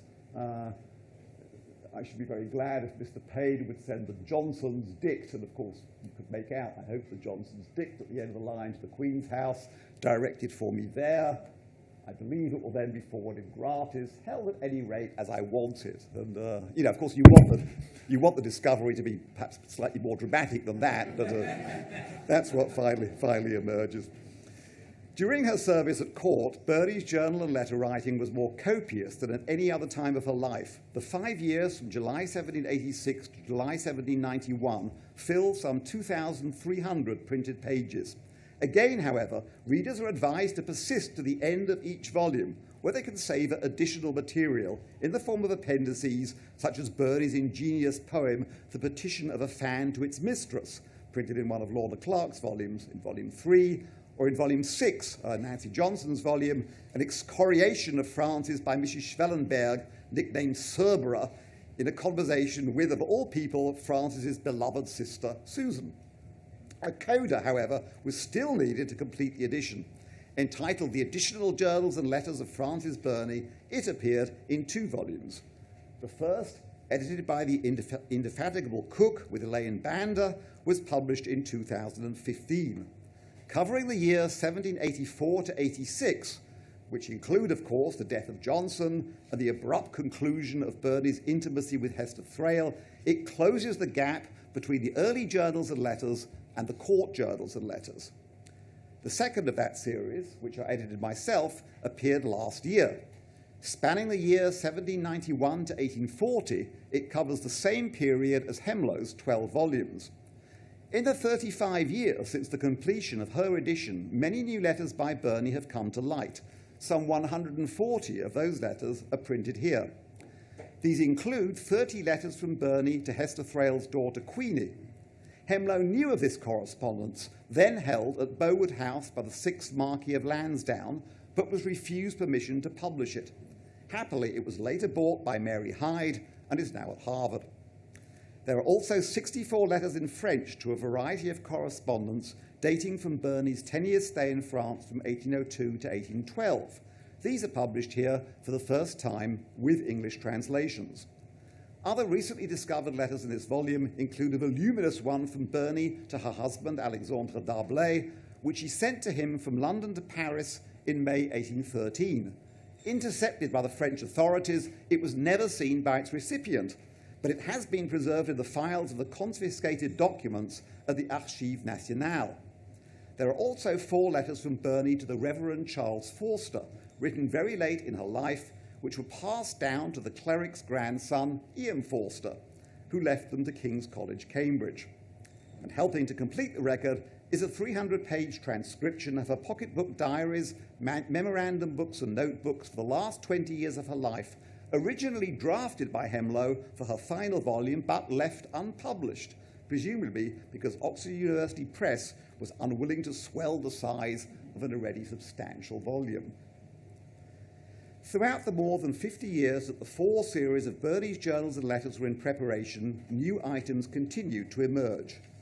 The most recent of these is a letter from her to Mary Gwynn of August 1789, which came to light just last year.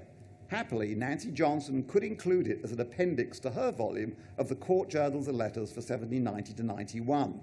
No further letters have since been discovered. A challenge to all in the room. But other finds will surely be made. One cache of correspondence that could well be extant is that between Burney and Frederica Locke, with whom she exchanged letters for almost 50 years, from 1784 until Locke's death in 1832. Copies of parts of these letters were made by Charlotte Barrett for use in her edition, and the originals of those letters, at least until some 80 years ago, were in the possession of Vittoria Colonna Gracciani, Duchess of Sermonetto, who in 1940 published excerpts from them in the Locks of Norbury Park. Since then, however, the trail has gone cold. I hope that newly emerging Burney letters will eventually be collected in a third volume of the Additional Journals and Letters series, together with English versions of material in French from Hemlo's edition and a master index to all 26 volumes. This, however, is a task that I'd be pleased to leave to another editor, perhaps one of the many here today at today's symposium. Thank you.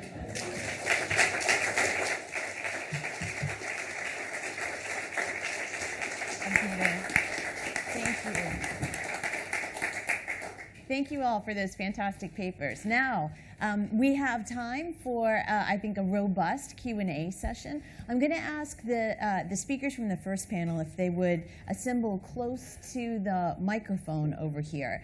We understand that you can probably hear in this room, but we are recording this for posterity. So it's important that both the respondents are on mic and that any questioners use the handheld microphone that's in the back of the room. All right? So, thanks, guys. There we go. All right. Would anyone like to open the Q&A? Conrad, and here comes the microphone. Conrad Harper, I want to say that all of you were wonderful this morning, a real tribute to superb scholarship. Thank you again. I want to ask a question of Stephen. I think he may know what it is. We have known now, thanks to Peter, that the Burney correspondence letters does give us the transcriptions from French into English.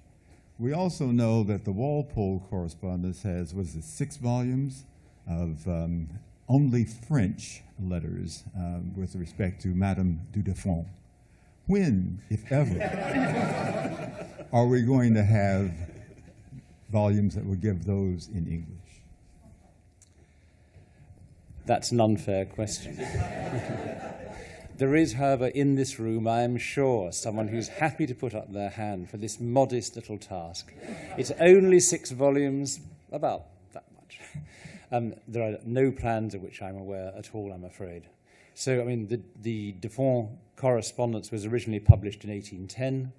In French, and this was early work. This was it was edited by Hunting Smith, but there are no further plans. Let's see. Over here. Helen, thank you. That was, is this on? It is on? Oh, good. Thank you so much. Those were all incredibly fascinating and also very entertaining papers, I might add. I think my question is for all 3 of you, but especially for Stephen and Bob, because I'm very interested in the way that amateurism keeps figuring in this conversation about scholarly editing, which in some ways seems like the most professional of tasks. I mean, it takes so much learning and so much skill and so much knowledge to be able to do it. And on the one hand, we have Lewis, who's getting taunted by Plum and being called doctor in this mocking way and being kind of excluded with a gesture like that, with his tremendous learning. And then we have the haven't had enough coffee today, the Johnson edition, where there is a very, it seems to me, very, I don't want to say strident, but very straightforward championing of amateurism and kind of reaction to Lewis as too learned, which seems like a sort of almost a dialectical movement or something. So I'm just curious if you could think a little bit more about amateurism versus professionalism and how that plays out in these scholarly projects. Well, very very differently in the two projects. And listening to Stephen's paper, of course, I'm struck by how much there was such a thing as the Walpole factory. There never was a Johnson edition factory. Well, in fact, there was never a Johnson edition office, or even a postdoc or anything. So it played out quite differently in both cases. They have some strikingly similar style guidelines, though, and Yale does not normalize spelling, except in some very small cases, which I won't go into, but it does normalize capitalization, which irritated Bowers and Fleeman, for example, who were much more professional bibliographers. Originally, I was trying to trace this amateurism to a cultural milieu that existed in the 50s in America and that I associated with the Library of America, say, and to some degree with the new criticism, which didn't care about textual sophistication. And there's some truth to that, but when one reflects that there were other editions going on at the same time that had different protocols, you can't say that it was determined by the intellectual milieu at that time. But I think we probably can say that whatever the milieu now is, with all its diversity, it is less receptive to amateur ideas. And one other feature, of course, is that these people were all book collectors, and you needed to have the books in order to make the editions. That's less true now. Others? I think what I'd add to that, of course, Birkbeck Hill was an amateur, so it goes back to the 1880s. He had no formal scholarly position, and that's, of course, in what we must now learn to know as the Turnbull edition of Johnson's works. That one was missed, wasn't it? I laughed. In terms of the Walpole, there is obviously tension there, which I didn't have time to go into. Hunting Smith writes some quite acid things after Lewis's death. He's both respectful and lauds the achievement, but there was obviously tension there, and he records a wonderful conversation where, having just got his PhD and being recommended by Chauncey Brewster Tinker, who was, of course, Lewis's mentor at Yale, he goes, and Tinker says, go and work for Lewis, work on this edition, which, of course, is all he does his entire scholarly life. He just does the Yale edition. So the young Hunting Smith goes to see Lewis, and Lewis offers him a salary, which is perfectly respectable compared to sort of young lecturers at Yale. And Lewis says, pay you quarterly in arrears. And Hunting Smith says, well, actually, is it possible to pay monthly? And Lewis, who's never, of course, worked in his life, is aghast and says, monthly? Does that mean people like Tinker are paid monthly? He obviously thinks it's just, the cleaning staff that get paid monthly. And then says, of course, because this conversation takes place in November, of course, you want to probably buy have some money to buy Christmas presents. I mean, there were certainly tensions there. It's a really good question, I think. And I mean, as far as the Burney goes, I'd say it's at the opposite extreme, really, from the Johnson. There's never really, I think, been any amateurism associated with it. It's always been edited by scholars in English and history departments in Canada and the United States. And, of course, Joyce Hemlow herself at the helm, and then others at McGill. And the financing has come, I should have perhaps said something about this, really, from the Canadian government through SHERC grants, Social Sciences and Humanities Research Council grants. And that began in the 1950s with Joyce, and they've continued to the present day. Unfortunately for us, that's what's enabled the edition to proceed, plus space always given by McGill. But we've never had a private benefit. We certainly haven't had a Lewis or anybody else giving any kind of private funds. Thank you. I hope it's okay that I ask a follow-up question to yours. On the flip side from amateurism, I'm wondering about professionalism. And what I was really struck and moved by in all three of your talks, which were wonderful and edifying, by the way, so thank you for those, is the dedication and the sacrifices that went into these long, sustained projects, sometimes the fruits of which were, not seen by a lot of the people that started these these projects. So I guess I'm wondering what the place is, or what you see as the place for these long sustained endeavors in the professional world, in literary studies, in the academy, where the pressures, especially for junior scholars, seem to be to produce as much and as quickly as possible. Good question. Well, you know, it is. I mean, there are other scholarly editions going forward. There's a recently completed edition of Ben Jonson, which replaces Hereford and Simpson, who didn't think it was necessary to translate either the French, the Latin, or the Greek. So, you know, a new edition was needed, and there's a new edition of Pope going forward now, and edition of Peacock. I'm not quite sure what the financial arrangements are for these and how they're viable for publishers. I suppose they clearly don't have to sell as many books as they used to in order to make these projects viable. I would say the first volume of the Yale edition sold 5,000 copies, and the most recent volume sold about 500. So sales of scholarly editions have gone down by a lot. And they do get editors to work on these new editions. So there does seem to be a future for such work. I'm not quite sure why, but there is. Might I take the privilege of the chair and ask a follow-up? The 5,000 to 500 in terms of sales numbers, does that include all digital editions or those editions that are simultaneously available to libraries? There are no sales of the Yale digital edition. It's just open and free to the public. Just so open. That's not included. Yeah. Okay. Just Thank one you. follow-up as well to your question is that I absolutely see the point that for a younger scholar to get involved with an editorial project is, you know, questionable for various reasons. But there is, I think, one payoff, which is simply in terms of shelf life. You know that if you produce a solid scholarly edition, almost no one is going to be mad enough to do the same thing again for, you know, probably at least 100 years. You know, who would want to try to decipher this stuff again? I mean, you'd have to be completely demented. And therefore, I think, you know, you've got a good chance of producing something that will outlive you. And that's not necessarily true of all of our critical books. All right. We had Howard. Yeah. I'll follow up on these questions as well. I think what we're seeing is a generational change, and it's an enormous generational change. In the mid-50s, you could say the works of Samuel Johnson will be produced and read by a general reader, and that's impossible today. Most people don't know who Samuel Johnson is or was and simply do not care.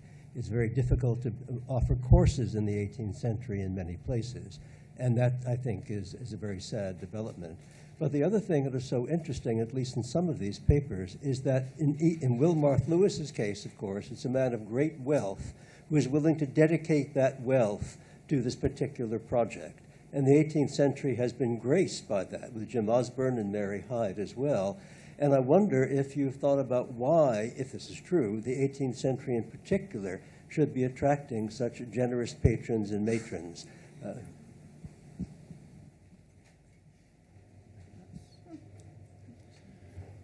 I'm not sure I know the answer to that. Of course, the Yale Walpole was funded effectively by Standard Oil because it was Annie Burr Lewis's Auchincloss Standard Oil money that paid for it. Lewis was very comfortably off, but Annie Burr had wealth in a different league, and she dedicated that to his great Walpolean adventure. I don't know. Had Lewis been interested in the 17th century, the same thing might have happened. But why? Obviously, this does tie very much back to this. It all comes back to book collectors. In Mary Hyde and in Isham and Lewis, at the base of that sort of civilized mid-20th century scholarly exercise comes out of a book collecting milieu. Yeah, I mean, I would agree with Stephen. I think book collecting is very much the heart of this, and it seems book collectors I know are very likely to gravitate towards the 18th century. There's so much, at least then, I mean, the stories about Lewis's walking into bookshops and picking up these sheaves of letters, it'd be very hard to imagine doing that for the 17th century or earlier. And conversely, later, I mean, the 19th century was much too modern, it seems to me, for collectors like Lewis to want to really bother with. That was almost their own period, wasn't it? Yes, and it may also, to some extent, relate to the early mid-20th century American fascination with the sort of colonial age and all that cultural wealth.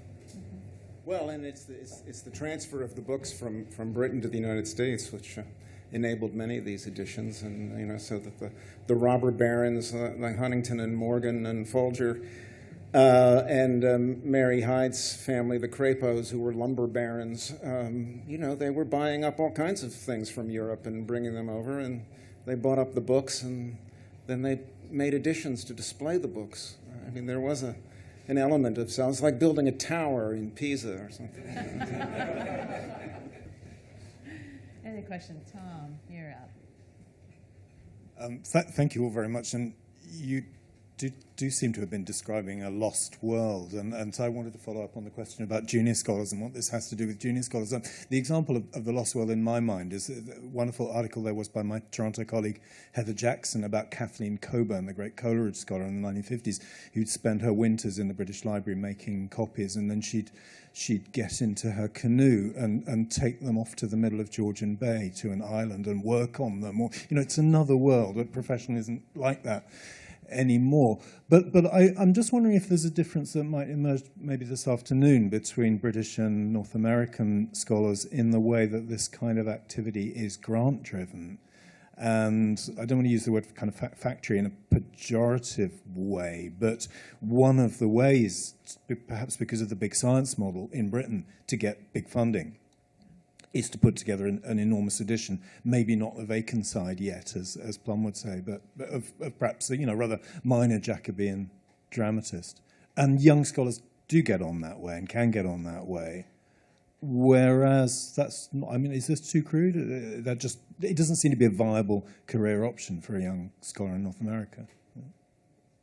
Yeah, I think there's a lot of truth to that, and the pattern for British academics is a rather fast PhD and then a lot of postdocs, and in America it's more likely to be, though there's some postdocs, it's more likely to be a mad attempt to get a tenure track job somewhere, and that requires, and then to get tenure, and that requires publications. But the activity would be seen as prestigious in Britain, and maybe not here. So it would get you the job, and it does get people jobs. Yeah, the NEH scholarly editions wing will only fund projects that are digital. That may not be an obstacle in every case, but I think you're right that it is. The coin of the realm is much more literary criticism in North America.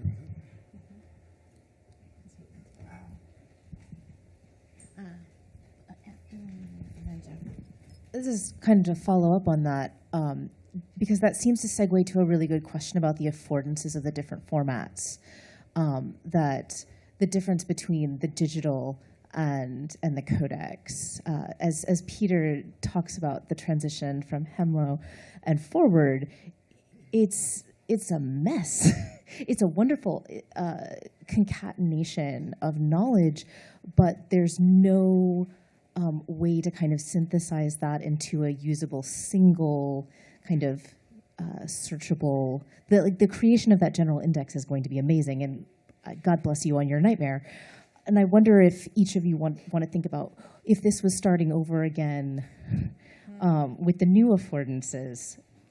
Yes, what would digital bring and take away? What does the physical codex give us that we don't want to lose?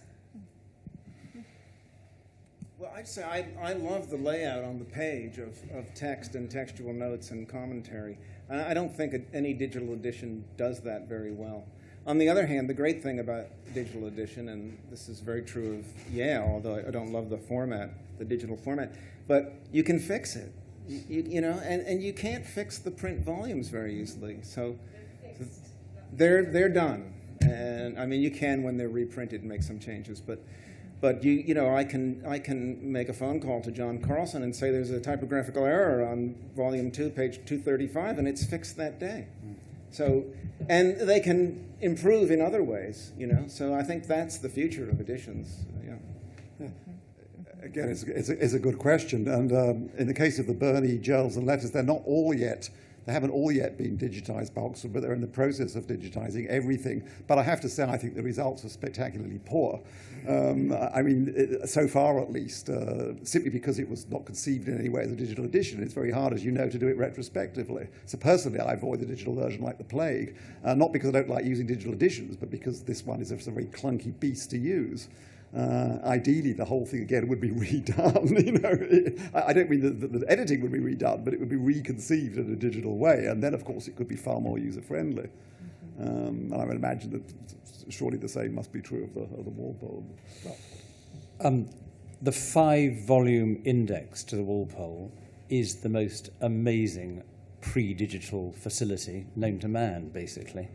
And it is so readily usable that I think that is extraordinary.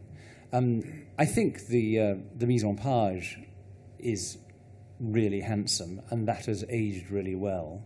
There is a digitally readable version of the Yale Walpole, which you can access through Lewis Walpole Archive, which is through the Lewis Walpole Library website, which is really useful. I mean, but it's very interim technology, and it's brutally crude in its way, as it were. You can do word searches, but it encourages perhaps a less discursive, more ramrod attitude to what you're taking. Yeah, go ahead. And then John.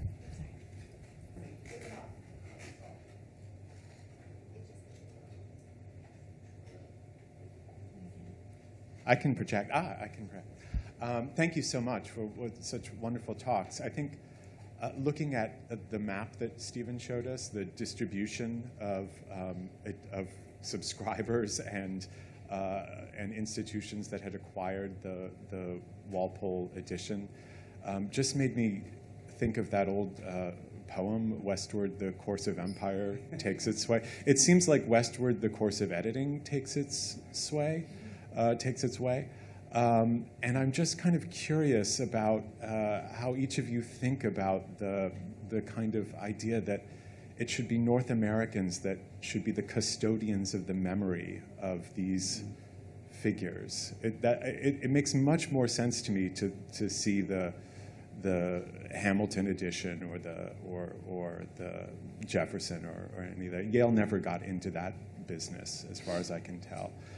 But those were all funded by the U.S. government through the Department of Education. Whereas these particular enterprises seem like much more difficult sells and require, I think, the deep pockets of individual philanthropists in many cases. So I wondered if you could just maybe speak to the idea that Americans should be the proper custodians of these memories. I think in the early 20th century, Yale in particular was this of course goes back to Chauncey Brewster Tinker, the great professor here, and Mellon was a pupil, I think. Lewis was certainly a pupil. Osborne was a pupil. There's a sense in which the 1950s and mid-20th century generally is a golden age of Anglophile 20th century scholarship on the East Coast, not just at Yale, but particularly at Yale. And why that should be, I'm not quite sure. It's a combination of the book collectors who become scholars, people like Osborne, who we haven't mentioned, who's really important. It is what other cultural reasons there may have been. It's very much an East Coast phenomenon. I think, am I right in thinking that the 4 states that hadn't got editions are fairly far west? Alaska, certainly. I don't know if you want if you can add to this for Johnson. No, yeah. Well, I mean, it's cultural imperialism in part, isn't it? The robber barons got the books, and then they made the editions to display them, to display their prizes in a way. But I would say that it's important for somebody to take care of the text. And, you know, the possibility of textual transmission being corrupted now is so vast. And there was articles in the Times recently about, you know, people who sort of sell bastardized versions of texts to students. So they'll sell you a copy of Tom Jones or something without, you know, that they've made a few changes in and therefore it somehow evaded the copyright laws. And they're selling the book for a third of the cost of whoever, Wesleyan or whoever is selling it. And, but it's not the same text. And the possibility of that kind of corruption in the digital age is vast. So, you know, here's to editors. We wherever you are, we have to preserve the text. I think it's very, very important.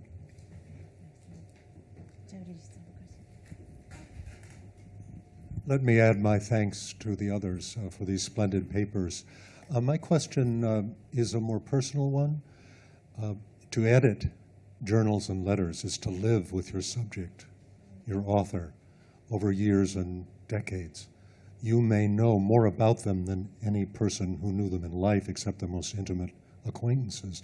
You may know more about them than they did themselves, since they might forget the things that you would remember as editors of their papers. I just would invite you, if you would, to comment on a relationship over time with your authors, with Johnson, with Francis Burney, with Walpole or Lewis. Doing it chronologically, starting with Lewis, there was a specific issue of lack of critical distance. Lewis the collector is very much alive and Lewis the editor. And it was an issue between him and his editors that Lewis did think that he knew what Walpole would have said and done. And that is really dangerous. So I suspect there is an element of pulling back and making sure that, I mean, Lewis was very good about putting the evidence out there, but how he would interpret it would sometimes, I think, be pulled back by the other editors, none of who were not amateurs, to make sure that the edition was sufficiently detached. Certainly he was not fully detached in a way that a modern scholarly editor would be. Okay, so I think it's such an interesting question, but as far as I know, in the case of Joyce Hemlow, who, as I said, I didn't know personally, others can tell me if I'm right on this, I'm not aware of her having felt anything like the identification with Francis Burney that Lewis had with Walpole. Tara, does this sound? I think she really was a professional who wanted to edit those letters as precisely and fully as was possible and annotate them to make them comprehensible to modern readers. That was a challenge for her, a professional challenge, which I think she lived up to superbly. And in a much lesser way, I think that's something I've tried to do myself without, again, feeling this sort of extraordinary intimacy that Lewis had for Walpole. And it's partly, again, because she's by no means the only figure I've worked on editorially. I work on others, and I don't feel that they're in danger of invading my consciousness in the way that Walpole did with Lewis. Yeah, sure, but sometimes in a predictable way. I mean, yes, she can be maddening, and of course, one of the many maddening things about her is whenever she goes anywhere, she's far more interested in people's reactions to her, to whatever's going on. So it can be really frustrating when she goes to, say, an opening of an art exhibition or a premiere of a play, and you know nothing about, the actors or the production, but just, and so was looking at me and pointed to me, and I blushed. And in this respect, Susan, her sister, is infinitely superior. Susan Burney, is the antithesis of her sibling, and when she goes anywhere, she never mentions what people said about her, because they weren't talking about her. She talks about what she's actually seeing. And that's very refreshing. So yes, I mean, sometimes she frustrates, but that's not normally in a surprising way, I think. Can I just add to that? Is that also that comes back to the whole collecting thing? Because collecting is about possession, and I think that's where you get the issue. I mean, I don't know whether the diaries initial volume of the Johnson, which has Mary Hyde involved, does that have anything of the same issue? Well, the question for me is a little bit different than it is for both of you, since they're, except for Volume 1 in the Yale edition, which I was not involved in.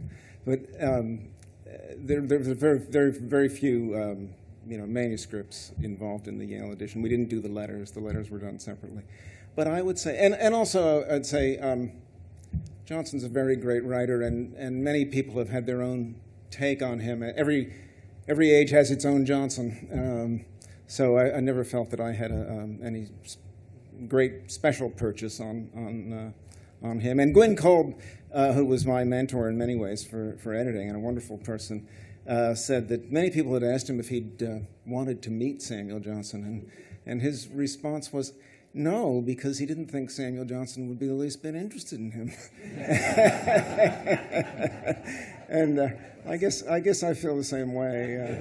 I tell you where it does come up, though, is trying to figure out what he wrote and what he didn't write, and it's then you really are sort of put on your mettle to say whether you can hear his voice or not. And about that, I've tried to channel his voice, and not with great success. I'm curious about the Walpole edition numbers. How many subscribers and how many were printed? I can't give you the number of subscribers would be, I don't know offhand, but one would easily find by just looking at the list of subscribers printed up in the editions until the 1960s. I mean, there are hundreds, lower hundreds, I would guess, but they are. In terms of printing, I mean, a lot of them were reprinted. I don't know what the original print runs were, but a lot of the earlier volumes were reprinted. But more than that, I can't tell you, I'm afraid. Right. I don't want to cut our conversation off, but we are coming near the end of our time. I'm going to let Steve have the last question. Again, thank you all for 3 wonderful presentations. I have 2 questions. The first one's a small question for Bob, and my second question is a larger one for all of you. Bob, I was struck by what you said about the number of print sales of the first volume of the Samuel Johnson edition, 5,000, most recent volume, 500. I imagine that's attributable to the presence and availability of a free online version of that, so people don't need to purchase it, libraries don't need to purchase it, it's available for free. So my small question for you, Bob, is what are the usage numbers like, if you know, for the digital version of the Yale Johnson? And then the larger question for all 3 of you is what can be done to protect the future of these editions?